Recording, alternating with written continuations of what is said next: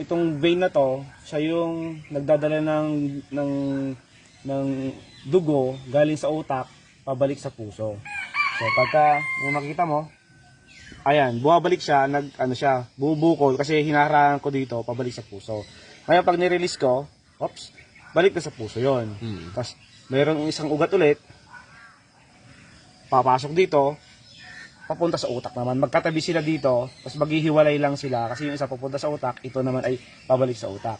Ngayon, ang iingatan mo ay matusok mo silang dalawa. Kasi pag ang gamot mo, naitusok mo dun sa ugat, artery na papunta sa utak, bagsak ang kabayo mo. So, dapat dito ka lang.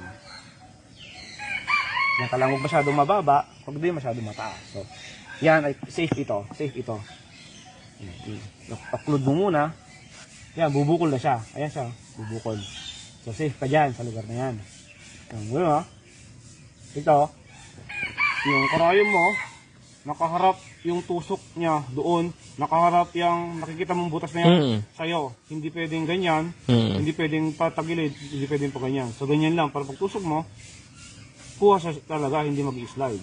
So, dikit mo muna ng ganon. Tapos, tusok, okay. Yan. Check mo kung nasa loob ko na.